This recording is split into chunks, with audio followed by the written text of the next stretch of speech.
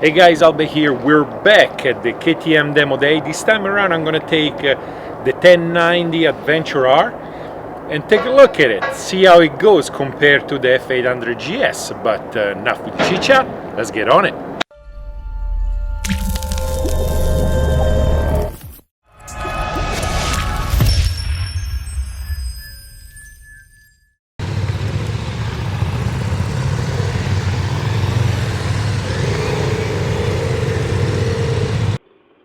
So we are on a 1090R.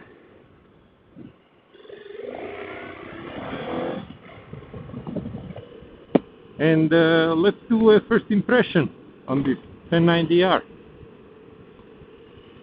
I wanted to ride this bike now for quite a bit. So far the bike is very comfortable, as to be expected obviously. And this one as well feels very familiar, just like the 790 felt earlier. Now obviously, this being a 1090R, the increased power is evident. I'm tiptoeing right now, but I'm tiptoeing with both feet, so that's a good thing.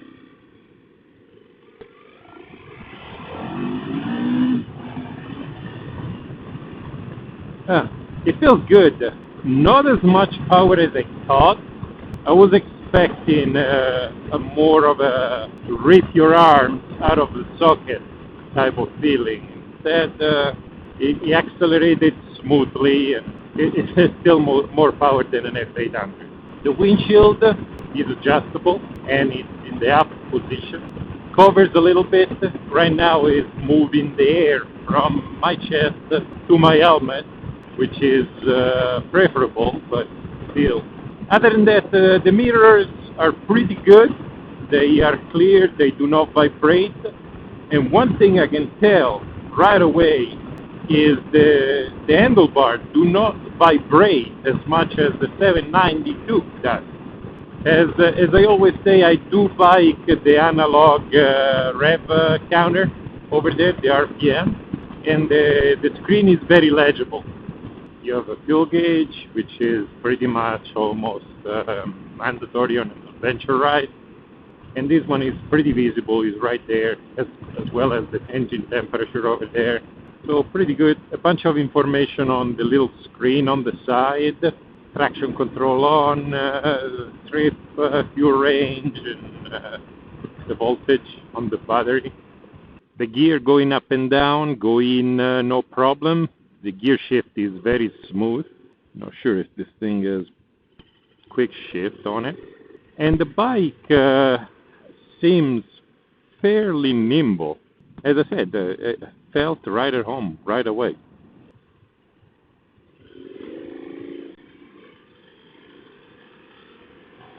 I actually like it. It's a little wider between my legs than the F800. I'm obviously using the F800 as a comparison because I have one and I use it a lot. This being a 1100cc, somewhat comparable rather than the 1290, which is on a different planet. So on this one you have hydraulic brakes, you also have hydraulic clutch, and they're both effortless. One finger braking, and the clutch, I'm pretty sure I can clutch it with two fingers on it, just because I don't want it to flip off.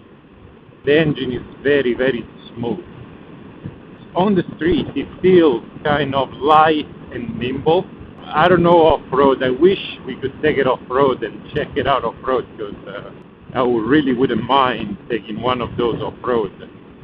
I know the bike is capable. The question is, am I skilled enough to take a bike this big off-road?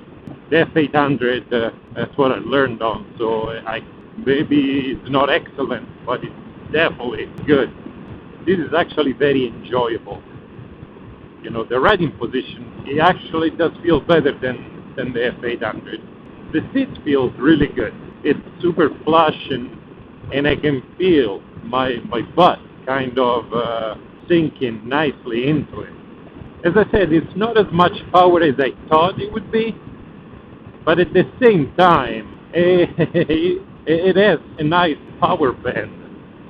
I've done a few reviews lately, and the bikes more and more are getting better.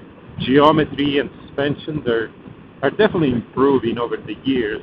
I don't think I've drove a bike lately that wasn't pretty good suspension-wise. My legs are slightly bent, not too much.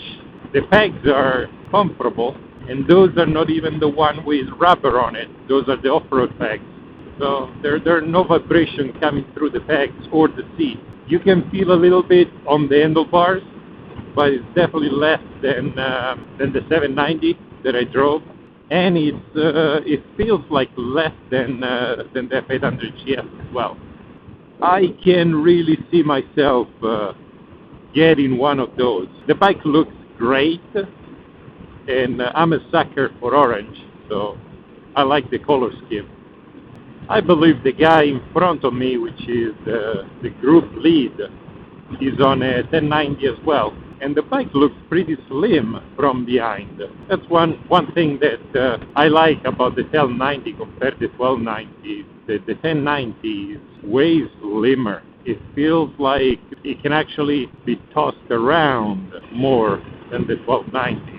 Let's see, I'm in 5th gear right now, pop it up to 6th, 4,000 RPM. 6th gear is very relaxed. The engine is at 60 miles an hour. The engine is chugging along effortlessly. So you can be lazy and toss 6th gear and just let it be. And not shift gear as you should. Lazily just use the throttle to speed up and slow down. Being brand new to this bike, never drove it before, I have to say it is very confident inspiring. The engine and the brakes and the nice transmission, everything working properly and great. We might actually have a contender here when it's time to replace the F800. And you guys know how much I love my F800. And I have to say, from my position looking down at the bike with this orange, white and black, the bike looks really, really good. Standing up, the bike is fairly comfortable. I'm hunched forward just a bit. On the other hand, I'm in the proper position, CG-wise, center of gravity-wise, and the pegs feel pretty secure under my feet. Ergonomics are really, really good. I feel very straight up, and there are no bar raisers on this thing. And down there, on the bottom side, there is a steering damper that I can see. Suspensions are WP adjustable. It's pretty maneuverable for being a 1090. So first impression for the 1090R are great. I'm incredibly impressed by the bike. I like the power, I like the stability, I like the way it looks. This is a real contender. BMW as a real contender. Next time I might gonna have to think about it and possibly opt for the KTM instead. Depends on the price. So I came back from riding the 1090 Adventure R. The bike was a revelation. It was actually really, really good. I think when it's time for me to change from the F800 GS to a new adventure bike, the KTM is actually a big contender now. It felt really good power-wise, it felt really good suspension-wise, and at the same time, it felt nimble enough to be able to take off-road and really give into it like I usually do with my F800. That's why I got the F800 in the first place.